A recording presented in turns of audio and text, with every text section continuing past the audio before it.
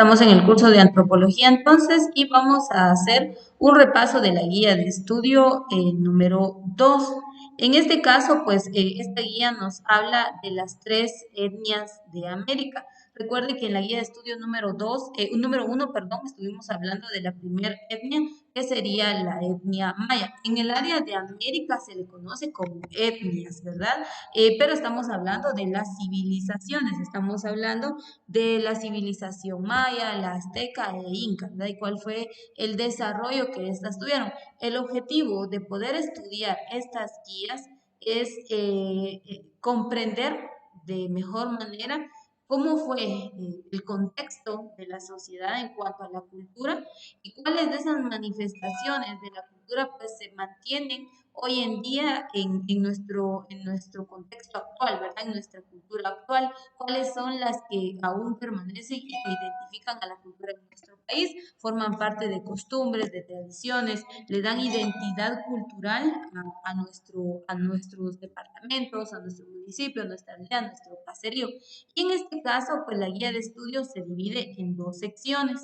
La primera sección, que es la parte teórica, en donde vamos a encontrar, estamos hablando y vamos a dividir la clase en dos. Estamos hablando de lo que es la cultura o la etnia azteca y vemos en nuestra guía de estudio, pues nos habla de lo que fueron algunos rasgos y características de estos. En primer lugar, pues los aztecas son de raza náhuatl. En el área maya vimos que muchos de los de las fuentes bibliográficas nos dicen que la cultura o la etnia maya es procedente de los aztecas.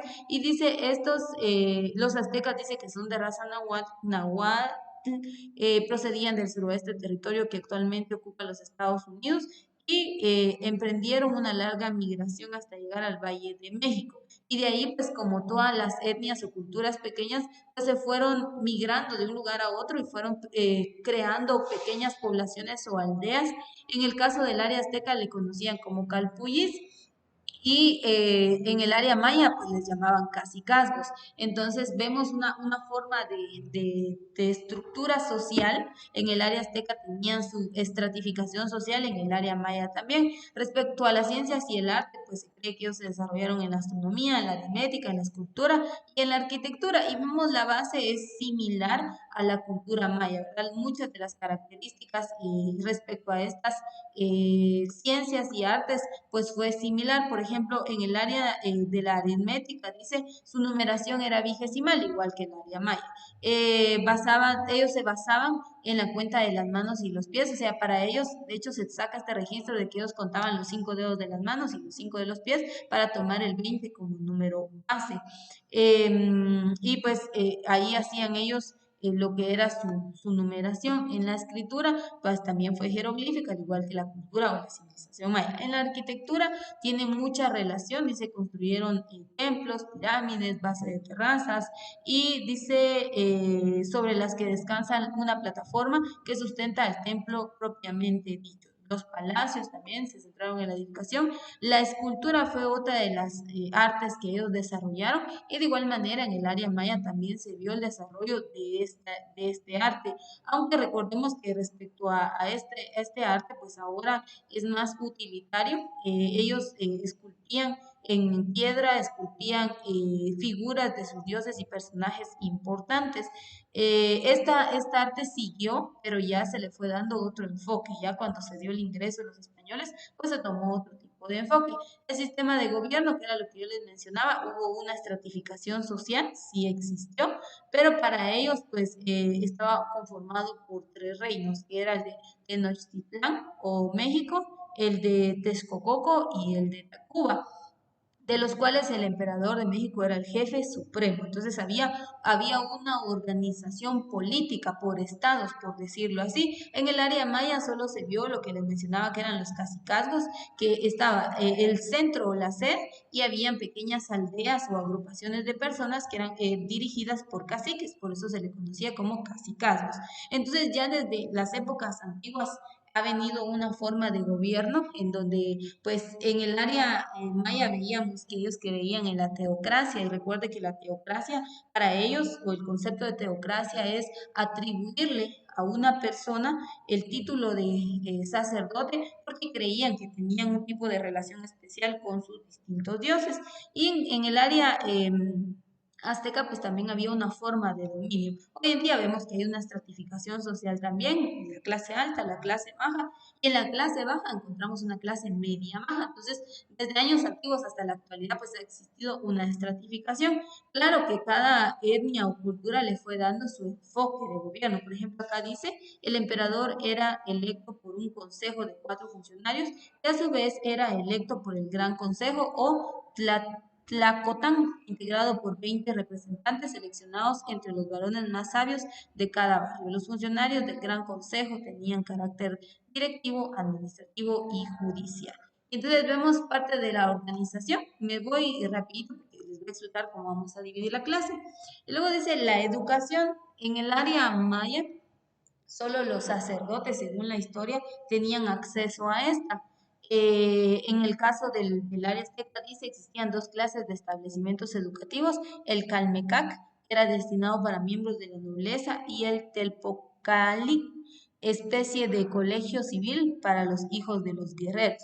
Y los niños y jóvenes se les enseñaba un oficio preparándoles para la guerra. En cuanto a la religión, ellos creían en el dualismo.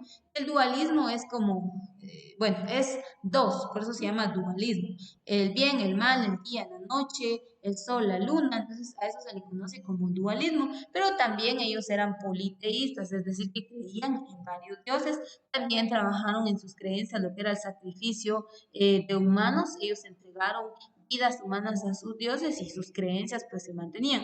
Hoy en día usted sabe que como parte de la identidad cultural, si bien es cierto, pues ya no hay sacrificios de vidas humanas, ¿verdad? Sino que ahora pues son animales los que se ofrecen en sacrificio y pues estas prácticas aún se conservan y las realizan personas en el área indígena, en el área rural, mayormente los que son sacerdotes mayas, ¿verdad? Ellos son los que aún conservan esta forma de expresión e ideología religiosa, ¿verdad? Entonces es parte de lo que yo les decía, ¿verdad? El objetivo de la antropología es estudiar el pasado, analizar las culturas, la forma de vida del pasado y compararlo con el presente. Y al momento de hacer la comparación con el presente, evaluar cuáles de estas manifestaciones culturales aún se mantienen. Claro que en el transcurrir del tiempo han ido surgiendo ciertos cambios, pero ese es el objetivo primordial de la antropología. Y entonces, al hacer el estudio y el análisis del pasado, comparación con el presente, determinar cuáles son los orígenes.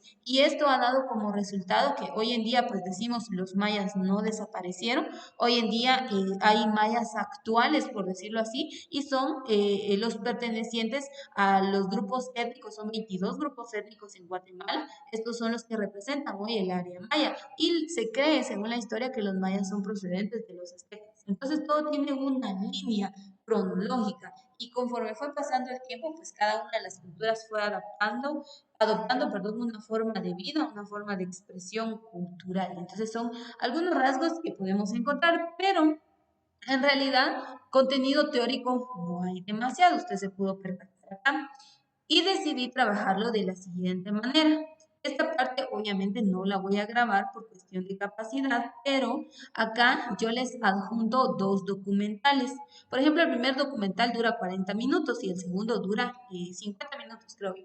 Entonces, ahí usted podrá conocer cómo fue la vida en el área azteca, qué es lo que se cree de la cultura azteca y cómo ésta se logró desarrollar.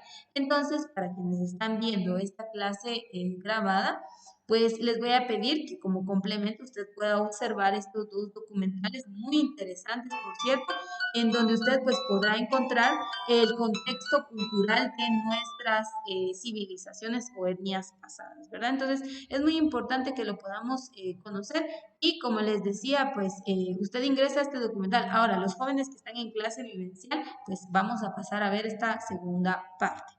Así que con esto concluyo la parte teórica y pasamos a la segunda fase.